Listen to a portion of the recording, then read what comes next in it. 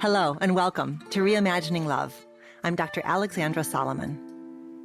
Relationships have the power to wound us and the power to heal us. As a clinical psychologist, author, and professor at Northwestern University, I've devoted my life to studying intimate partnerships and family dynamics. On Reimagining Love, I'm here to translate complex clinical topics into tools and takeaways that you can use in your relationships today. If you're ready to develop relational self-awareness and create vibrant and loving relationships with the people who matter most to you, you've come to the right place. I'm so glad that you're here.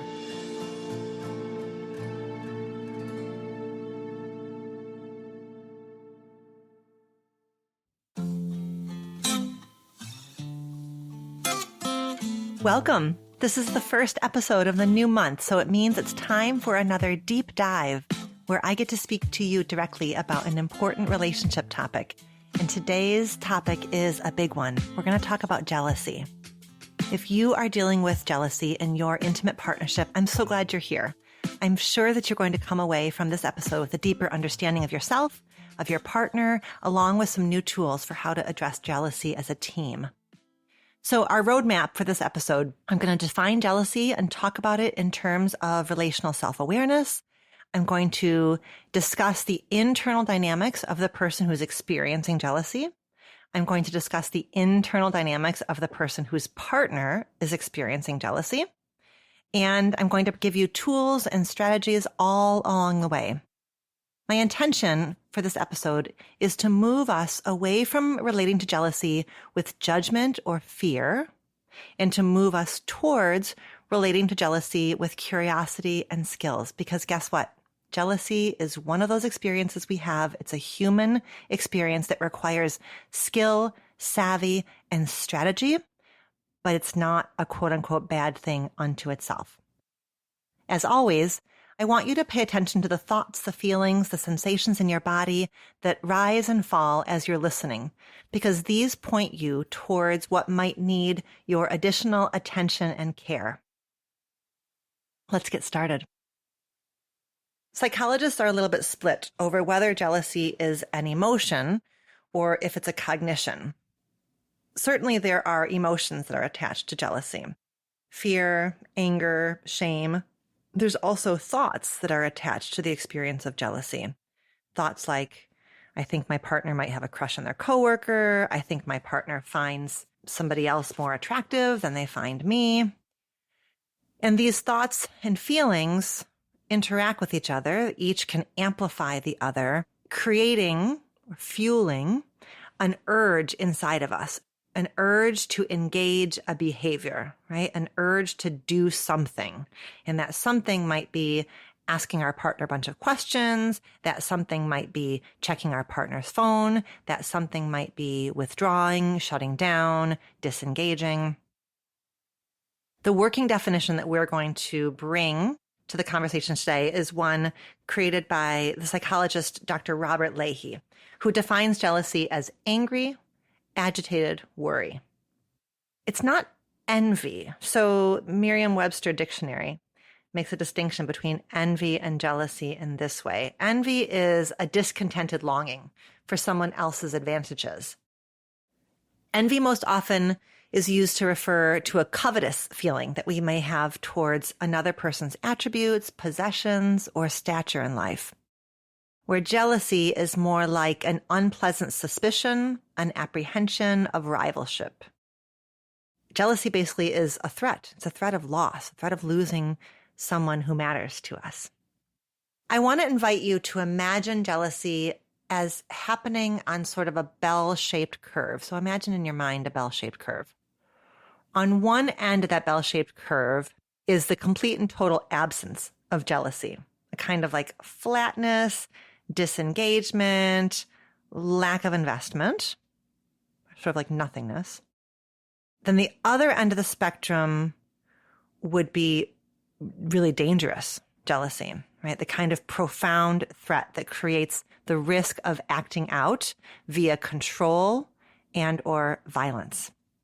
And I want to say right here at the top of the episode that someone's jealous feelings or jealous thoughts never, ever, ever, 1 million never evers, never justifies abuse, controlling behavior, stalking, violence, etc. We are responsible for regulating our emotions rather than acting out on them. Period. End of sentence. In this episode, I'm going to be focusing exclusively on the middle of the bell-shaped curve, the shades of gray between those extreme ends. But in the show notes, you will find some links to resources if you are in a relationship with somebody whose jealousy fuels abusive behavior, because it is not okay. Let's focus for a moment on those shades of gray that are in between, which is the focus of our episode. If you have watched my TED Talk, you know that one of the points that I make is that all of our choices are fueled by one of two energies, either the energy of love or the energy of fear. This is also, I would say, the experience of jealousy is fueled by the energy of love or the energy of fear. The energy of love is investment, attachment, care, trust, faith, grace, right? Sort of like moving towards. The energy of fear is like tightness, scarcity, a need for control. So that feeling of jealousy is very likely fueled inside of us by some kind of blend of love and fear. So the way in which love might fuel the experience of jealousy would be, I cherish you. I so want to be special to you. I really want to keep building this relationship with you. I don't want this relationship to end. The energy of fear, when that energy fuels jealousy, it sounds more like this. I'm scared to lose you. I'm scared of being made a fool. I don't want you to have other important connections. I would argue that our experience of jealousy, we deserve to sort of turn towards that feeling of jealousy and tease apart sort of the texture and tone and understand what is it that our jealousy exactly is saying and what is it signaling. Let's move now into the interior of the person who's struggling with jealousy. So let's look at the dynamics, the internal dynamics of what happens inside of us when we are the one who's struggling with jealousy. So jealousy reflects insecurity. Jealousy says, I don't feel safe. I don't feel at ease. There's some measure of relational threat that I'm experiencing. I don't think that we are entitled to 100% safety or ease at all times in our relationship, even though we may wish that we could wave a magic wand and never feel threatened or insecure or uneasy ever again. Which is why our work is to continue to develop relational self-awareness, to be able to develop that capacity inside of ourselves, to hold on to paradox, mystery, complexity, and discomfort so that we can learn from it and grow from it. And again, when we love somebody, to figure out how to tolerate the very fact that loving someone requires investment, and that the more we invest, the more we're afraid of losing them, the more skin we have in the game. That's the paradox, right? We're confronted with this paradox of love and loss, like these next door neighbors of, because I love you, I'm afraid of losing you. And that tension, those next door neighbors of love and loss, just make us feel so darn vulnerable. That's the context in which jealousy arises. Is it our partner's job to offer reassurance to us through affirmation? I'm here. You're special. I have your back. Yes, I would say. Is it our job to soothe ourselves, to work on tolerating that deep truth that our primary trusting relationship is with ourselves, and to make again and again that promise to ourselves that we will not abandon ourselves if in fact our worst fear of losing the person we love does come true? Yes, I do think that's our job. I think both those things. I do think it is a partner's job to offer reassurance, and I do think it is our job to soothe ourselves. Both things are true. So jealousy in an intimate relationship arises in response to a real or perceived threat of losing someone who matters tremendously to us. It's a flashing warning sign. It's a piece of data. The experience of jealousy might tell you to leap into action and do something. But when you feel jealousy rising inside of you, I want to just invite you to pause. Pause. Being able to pause with your jealousy, contain it, explore it, learn from it, that's the work. It's hard. We are at risk of having the urge to do one of three things with a jealous feeling. One thing that we may have the urge to do when we feel jealous is push it away. Because some of us equate jealousy with weakness. We want to push it away. We want to suppress it. But any cognitive behavioral therapist will tell you suppression doesn't work. Therapists like to use this image of like pushing a beach ball down, down, down underwater. The more you push, the more that it wants to pop back up. So suppression doesn't work.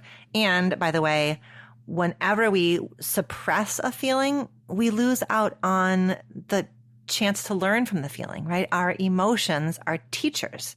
They hold lots of wisdom and information for us about understanding our past, understanding our boundaries, understanding how we might ask for what we need and want and yearn for in our relationships. So suppressing feelings means we lose out on the lessons and the possibilities for healing. The second thing some of us have the urge to do when we feel jealous is withdraw, shut down, numb out, disengage. And here I would say numbing out doesn't serve us, right? It doesn't serve you and doesn't serve your relationship. Plus, anyways, as Brene Brown taught us, there's no such thing as selectively numbing out only particular feelings, right? Like some of us make a catalog in our minds of like, these are the good feelings, these are the bad feelings, or like, these are the acceptable feelings, these are the unacceptable feelings. And if we want to like sort of numb out or shut down the unacceptable feelings, the problem is we can't do it selectively. So we end up kind of creating like a gray landscape inside of ourselves. We lose out on all of the richness that our emotions offer us. So first thing we may want to do is suppress. Second thing we might want to do is numb out. The third thing we might want to do when we experience jealousy is turn the feeling into an action. Just do something. We sometimes run right over the space in between the emotion and the action. There's such a strong urge, such a strong trigger to do something because the emotion can feel intolerable, because the emotion can feel shameful. We just want to do something. And around jealousy, the things we might want to do are become critical of our partner, become controlling, become accusatory, right? Those kinds of things. We might blame our partner for doing things that, quote, make us jealous, right? Why would you do that? That makes me jealous. And here again, when we move into action mode, when we try to just change the other person, we're losing out on the opportunity to talk with our partner in a way that invites them towards us and in a way that turns jealousy into an opportunity for deeper connection and intimacy. The PS here about acting on our feelings is that when we move into trying to be controlling or accusatory towards our partner, we create the conditions for our partner to become resentful towards us. And we'll talk more about that in a bit when we talk about the relational dynamics. Instead of suppressing, instead of numbing out, instead of acting out, what do I want you to do instead? Just pause. Turn your attention inward. Listen to the jealousy. Feel it. Imagine jealousy as an upset kid who just needs some tender, loving care. Because housed in your jealousy are important messages. And we don't know quite yet whether it says something about your past and the dynamics you bring into the relationship, whether it might say something about your partner's behavior, whether it might say something about the boundaries the two of you have around your relationship. But we're not going to get to any of that until and unless you pause and just turn towards it. I will say that not all of us are quite at risk of experiencing jealousy in quite the same way or quite to the same extent. So let's talk for a moment about attachment styles. As somebody who's been doing this work for over 2 decades, I gotta say, it's wild and wonderful to see attachment science move from the ivory towers and move from behind therapist doors into all of our hands. So attachment styles are such a popular kind of public facing topic of conversation right now. And I think there's so much good in that. Attachment styles are one of the most powerful ways we can understand the impact of our early experiences on how we do relationships today. I do want to remind you that your attachment style is one piece of the puzzle. It's one piece of who you are. You are more than just an attachment style. And I want to remind you that everything we know about adult attachment styles tells us that our attachment styles are quite malleable, especially in the context of something as powerful as an intimate relationship. So if you come into an intimate relationship with an insecure attachment style, through the process of creating a robust, healthy, trusting, intimate partnership, you can earn security. You can earn a secure attachment style. The converse is true as well. A relationship in which boundaries are poorly defined, in which trust is not robustly established and maintained, insecure attachment makes a ton of sense. It's the understandable byproduct of trying to persist in a context where there is not trust that is created and nurtured in an ongoing way.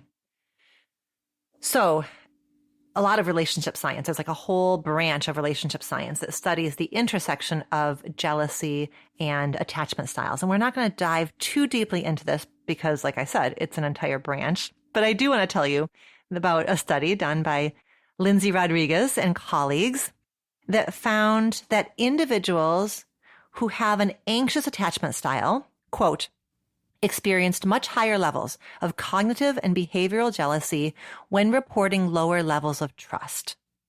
Okay, that makes sense, right? An anxious attachment style oftentimes means there's quite a bit of hypervigilance, fear of loss, urgency around maintaining connection. So that makes sense that people with an anxious attachment style will experience higher levels of cognitive and behavioral jealousy. But let's go to the end of that phrase, right? Because the rest of the sentence says, when reporting lower levels of trust. So a reminder here to those of you who have an anxious attachment style, it's more than just, I'm anxiously attached, that's why I get jealous, period, end of story. It's more than that. That may be a beginning of a conversation. I'm anxiously attached, therefore I am prone to experiencing jealousy when I am in a context with low levels of trust. It is incumbent on those who struggle with an insecure attachment style and those who love someone who struggles with an insecure attachment style to take very seriously the building and maintaining of trust, right? The central question here is, how might our relationship become a crucible for healing an insecure attachment style rather than a context in which we are wounded again and again? Okay, let's look now at the internal dynamics that somebody may experience when they are partnered with somebody who battles jealousy. Said another way, I'm now talking to you if you are the person who has a partner who struggles with jealousy. Okay, I'm talking directly to you. And I'm going to tell you, my first point I want to make here is the most confronting point I'm going to make in this whole episode. So just like deep breath, roll your shoulders back. If you identify as somebody who has a jealous partner, I would like you to be brave enough and humble enough to check in with yourself for your partner to struggle with jealousy in order for you to feel safe. Okay, let me say it again because it's a big one. And listen, it may not land for you at all, but if it lands for you, I want it to land real gently. So let me say it again.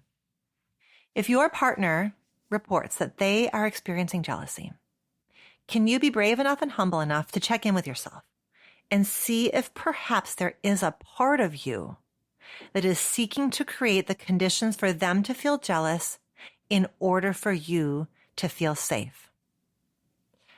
I will put it out there that creating the conditions for a partner to feel jealous can be a way for us to manage our own insecurity, i.e., if you're jealous, I'm safe. So one way to deal with insecurity is to project it onto somebody else. This my friends, is not an excuse. It is an invitation into awareness and exploration in the service of shifting into something healthier.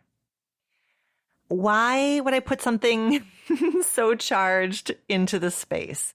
Why? Well, here's what I know to be true. We are all swimming in a culture of dominance. We're all swimming in it. It's how we've been raised since our first breath, is this culture of dominance. What does a culture of dominance say? Listen, you're either one up or one down. You either have the power or you don't have the power.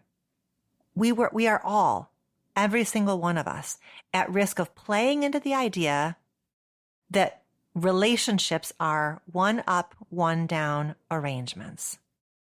We all have a process of reclaiming and reimagining relationships in a different way, because our first experience is that relationships are about power over, one up, one down. To move into a space of relationality is subversive. It's revolutionary. It's pushing back against the dominant cultural narrative. Through this dominance lens, the framework is, one of us has to be insecure. One of us has to be jealous. One of us has to be kind of on their toes at all times. And it's not going to be me. So I guess it's got to be my partner. And they might be really subtle micro behaviors that you may be doing that are unconsciously, inadvertently, unintentionally fueling the experience of jealousy inside of your partner. And so I just invite you to sit with that. I already named that the sort of like collective dominance culture might be why you'd be prone or at risk of doing that. But there's another thing that might be happening. If you grew up in a family system where that's also what you saw, if you saw dominance and subjugation, if you saw one parent wielding power over another parent, you have a double whammy, right? You are at risk of recreating that in your intimate relationship, not because you suck, but because you were a good observer. You learned that that was love, dominance or subjugation. And again, who the heck wants to be subjugated? So you may be at risk of kind of fueling and fostering those dynamics. If this lands for you, your work, your compassionate, love-guided work is to again and again find deeper, more robust, more anchored pathways towards feeling safe, valued, seen, and worthy. And that's, my friends, a lifelong practice, right? We can't be loved into worthiness. We can't love a partner into worthiness, much as we would want. This is an internal job. If that part lands, just sit with it with compassion, please. It may be the case that you have a partner who struggles with jealousy because you have a partner who brings an old wound into your relationship, right? Perhaps your partner was cheated on in a prior relationship. Perhaps your partner was abandoned in a prior relationship. So they may come in, we all come into our relationships with baggage. Your partner may come in with that kind of baggage of abandonment or infidelity that creates the conditions where they struggle with feeling suspicious of you, feeling jealousy in relation to you. Now, it's not yours to pay for a crime you didn't commit, right? You aren't the one who did harm to them. But I would invite you to sit with the idea that it is on you to be an ally in their healing, right? So you didn't create this pain in your partner, but you have the privilege and the responsibility to be an ally to them in their healing. It's very different, right? To be responsible to somebody and to be responsible for somebody. I'm not saying that you're responsible for fixing them or making the wound go away. I'm just saying you have an opportunity to be responsible to them. What does that look like? It might mean that you are a bit more forthright than you otherwise would be in terms of offering reassurance, in terms of offering reality testing, in terms of offering clarity, in terms maybe of even offering accessibility, right? Access to where you are, maybe more than you have done in a prior relationship. And that if and when you do that, if and when you offer your partner a bit more access than you're accustomed to doing, I really, really want you to feel proud of yourself rather than diminished for doing so. And I really want you to know those experiences when your partner feels your trustworthiness, those experiences hold the potential to offer healing. It's the coolest part about relationships, right? Is that relationships hold the power to heal us. So when you extend yourself to be a bit more open than you otherwise would be, and your partner, you see the smile on your partner's face, you see them exhale because their jealousy is quieted, their sense of threat is quieted. I really want you to feel proud and to trust that you are offering your partner a different kind of experience and a healing experience.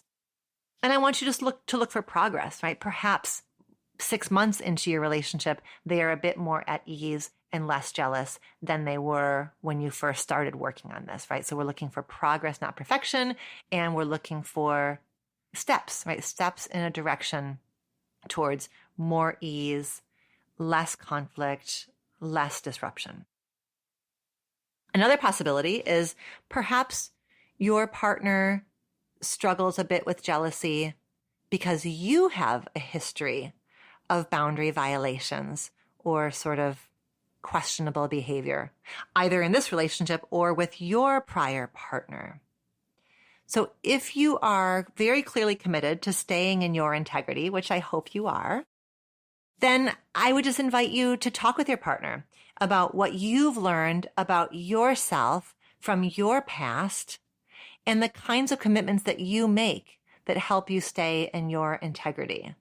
Your partner's jealousy makes sense, given this is something that you have struggled with in the past. It makes sense. It's understandable. And here are the things that you do to be of service to your partner's jealousy, right? To sort of help quiet your partner's jealousy. And P.S., it very likely is because, or I want it to be, because you living in your own integrity feels really good to you. It's how you get the chance again and again to experience yourself being proud of yourself witnessing yourself as honest, aligned. So that's your practices that you do in order to feel good in your own skin, pay dividends for your partner, and offer soothing and quieting to your partner's feelings of jealousy. The last thing I want to say to you, person who's partnered with somebody who's struggling with jealousy, is this is a great place for some boundary work. I can imagine a world in which you say to your partner, listen, my dear, I am going to continue to carve out autonomy. And I do want to be responsible to you, right? So I am going to go have lunch with this friend. I am going to travel with my group of friends without you. And I understand that that triggers or activates feelings of jealousy. And so if and when that happens, come to me. We'll talk about it. That's the heart of a healthy romantic relationship, is like, if you're struggling, come to me. We'll work on it together. So that's a very healthy boundary right there, right? I will continue to make choices and I want you to come to me. A healthy boundary also sounds like this. Listen, my dear, I commit to not taking things off the table in order to bypass your jealousy, because I risk feeling resentful, and that will do a different kind of harm to our relationship. Me taking things off the table, me shrinking down my life in order to bypass your risk of feeling jealous, also deprives us of the chance to have a synapse to cross. It deprives you of the opportunity to feel my trustworthiness, right? If I make my life so small that I don't ever do anything that you might perhaps potentially possibly experience as threatening, you won't have the chance to experience my trustworthiness. So risk and trust live in tension with each other. So I will make some choices where there's a little bit of manageable risk for you. And in doing so, I will give you the chance to feel my trustworthiness, for you to feel where my choices are at, where my heart is at, where my boundaries are at, where my values are at. The last sort of healthy boundary thing that I could imagine you saying to your partner is, listen, my dear, I am committed to not hiding or sneaking in order to avoid a fight. I don't want to do that, because if I make the choice to hide or sneak, all I'm doing is creating the conditions where your jealousy feels warranted, where it feels justified. So I am going to choose truth, which may rock the boat, rather than hiding or sneaking, because it's better for both of us. Okay, so bottom line, offering reassurance and accountability to your partner matters because trust in an intimate partnership is bedrock, right? I want you to want your partner to feel safe with you. Let's talk now about working on jealousy as a couple. Jealousy is an opportunity to practice relational self-awareness, to reflect on what's going on inside of you, and to approach your partner to have a conversation together. So in this episode, we're framing jealousy according to what I call the golden equation of love. The golden equation of love is my stuff plus your stuff equals our stuff. This is a basic framework of relational self-awareness, and we run all kinds of relational dynamics through that equation. My stuff plus your stuff equals our stuff. We already in this episode, right, have talked about the different kinds of individual vulnerabilities, individual tendencies, individual patterns that we might bring into a relational dance around jealousy. And our work here is not to solve jealousy or make it go away entirely. Our work here is to figure out how to hold the tension between autonomy and responsibility, how to hold the tension between self-soothing and seeking reassurance. Because all those are necessary, right? All those are ingredients in a robust, intimate relationship. We want to feel autonomous. We want to feel responsible to each other. We want to be able to soothe ourselves. We want to be able to seek reassurance. Jealousy isn't necessarily to be fixed. It's to be navigated. I want us to talk about this in terms of an example. And listen, examples are tricky because they're stripped of context, they're stripped of nuance, but this example that I have here for us is going to help us highlight the sort of my stuff, your stuff, our stuff. So our example is this. Partner A is friends with their ex. When they go out for a beer with their ex, partner B feels jealous. So what do we want this couple to do? What are A and B supposed to do about this problem? Well, option one is for partner B to stuff their feelings, put a smile on their face, and say, it's fine, do what you want. Option two would be for partner A to just stop meeting with their ex, right? Take it off the table. Option three is for partner A and partner B to use partner B's jealousy as an opportunity to do some work together as a couple. The image I want you to have here as we explore option number three is I want you to imagine partner A and partner B shoulder to shoulder, looking together at partner B's jealousy. So they're looking at it together. It's not partner A saying, you're jealous and insecure, get over it. It's not partner B saying, why would you do this thing that makes me feel jealous? It's partner A and partner B shoulder to shoulder looking together at this challenge. Ugh, how do we navigate your need for autonomy and my need for reassurance? This is going to be interesting. I understand the temptation to choose option one or option two, right? Option one and option two solve the moment.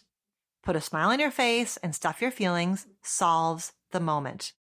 Taking a tender idea like having lunch with your ex or having a beer with your ex off the table solves the moment, right? The quote unquote problem is off the table. But option one and option two trade an opportunity for growth as a couple for a short-term fix, right? They sort of solve the moment without giving us a chance to go deeper in the relationship, expand trust in the relationship, learn something about each of us and the challenges that we bring in. If they decide to choose option three of working together to look at this challenge, What do we want them to do? I've got some questions here that I would want this couple to be talking about. The first question is, what is so important to partner A about their friendship with their ex? Right? That's an important point of inquiry. Why does it matter? What is it that's in this friendship that matters? And in fact, matters so much that it's going to ruffle some feathers.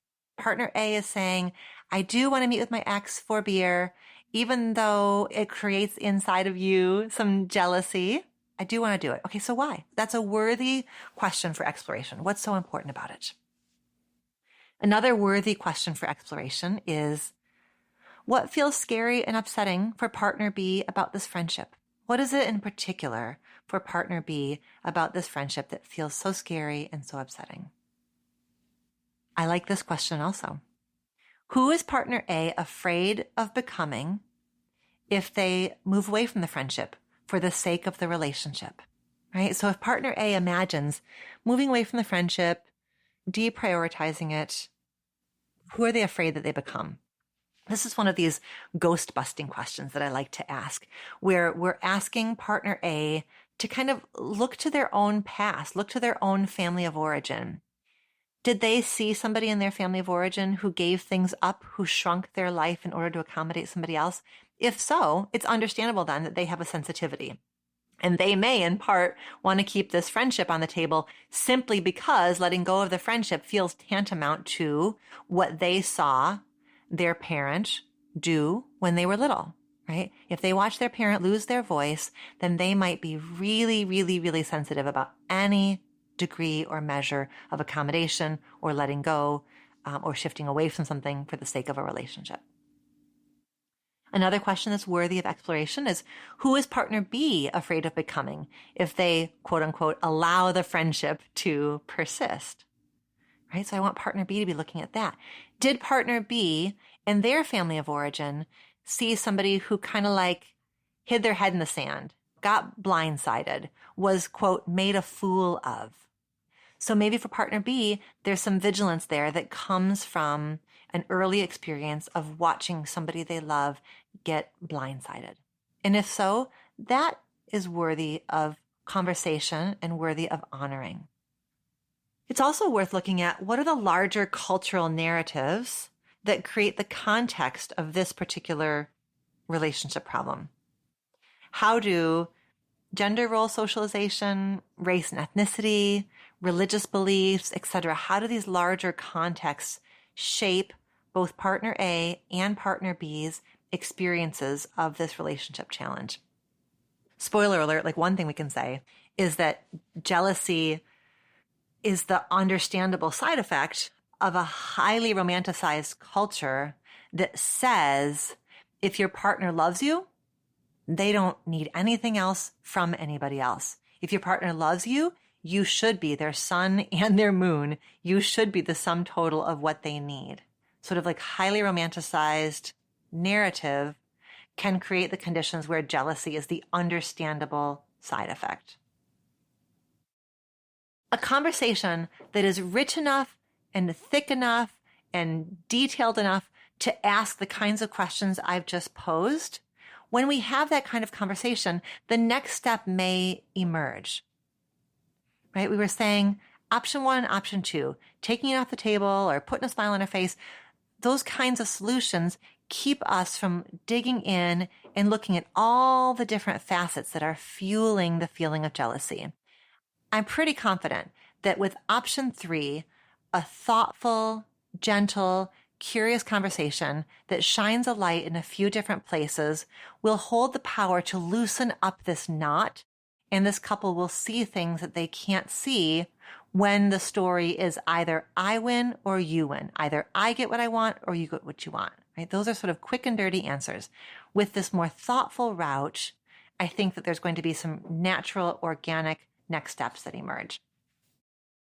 The last question that I would want this couple to be looking at is why now? Like, why are we struggling with jealousy now? And there's some interesting answers that are possible here.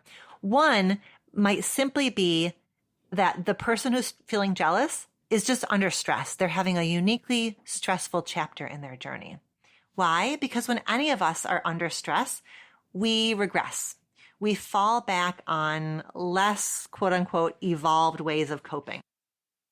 When we're not feeling particularly comfortable in our own skin, we're more likely to want to control the world around us. So it's another possibility here is that partner B is feeling jealous and insecure and threatened, not necessarily because of anything happening between the two of them, but because, they've started a new job.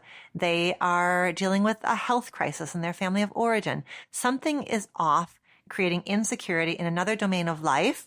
And so partner B is turning towards their intimate partnership with a desire to just have control somewhere, just have something feel simple and easy and manageable.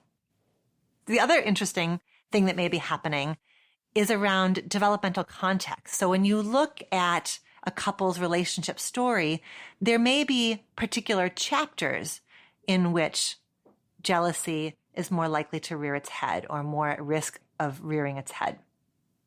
There's been research that has indicated that jealousy seems to be somewhat less common early in a romantic relationship because there's less investment, and that jealousy is increasingly likely over time. What we also know to be true is that transitions in and of themselves spike insecurity. Think about the transition to a new job. On day one of your new job, you feel quite a bit more insecure than you feel on day 300. So around relationship transitions, we may be more prone to feeling jealousy, especially if in that relationship transition, you are encountering the outer edge of prior experience. If you are deepening into more commitment with this partner, it makes sense that some insecurity is activated, some jealousy is activated.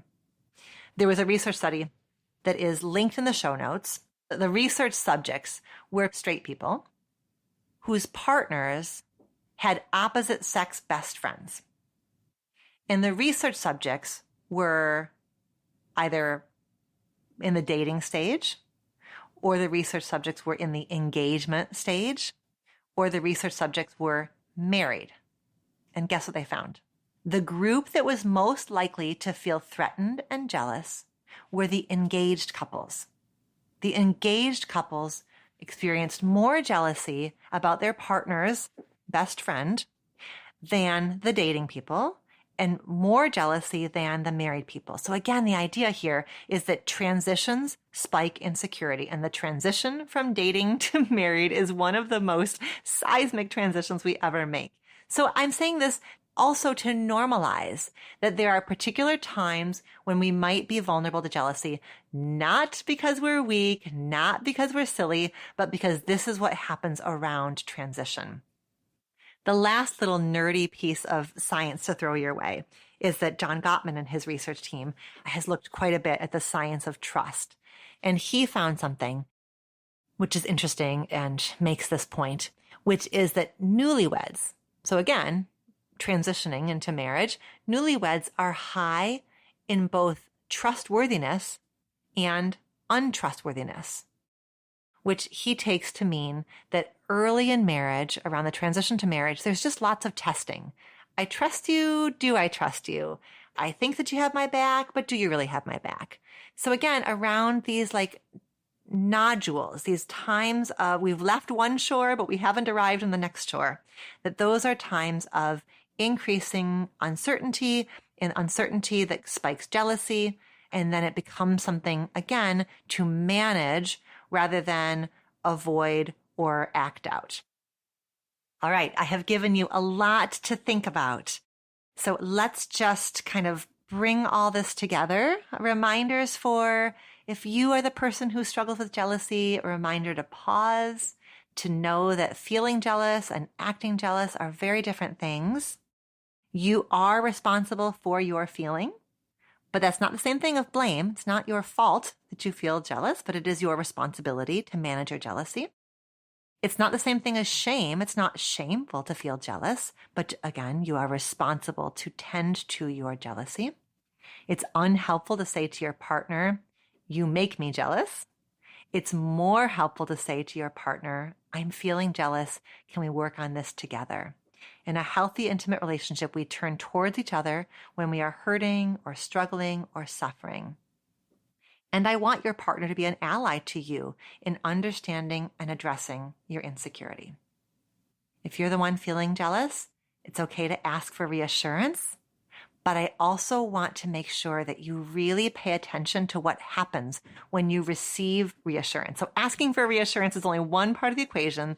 The other part of the equation is being mindful, intentional, and present in terms of letting your partner's reassurance land.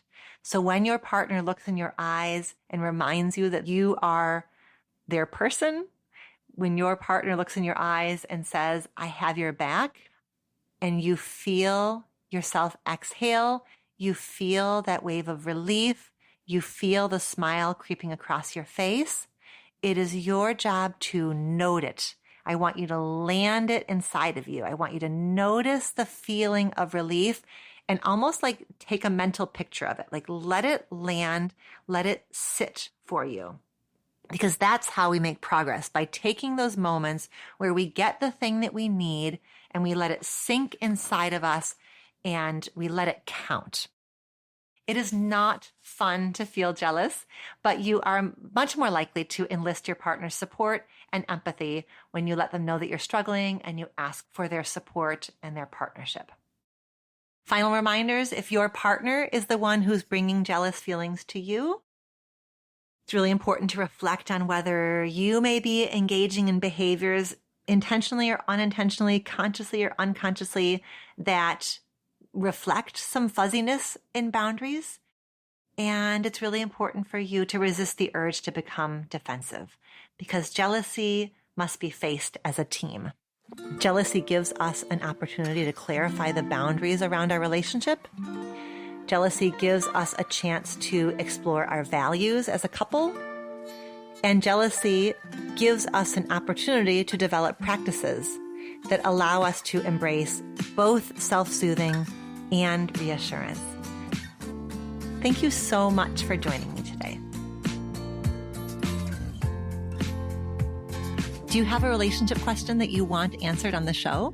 Visit reimagininglove.com to send in a written or audio question. Questions can be about intimate partnerships, family relationships, friendships, you name it. If you're looking for more love and relationship content, you can find me on Instagram at dr.alexandra.solomon or visit my website, dralexandrasolomon.com, where you'll find my blog as well as the Intimate Relationships 101 e-course based off of the popular class I teach at Northwestern University. Thank you for listening and see you next week here on Reimagining Love.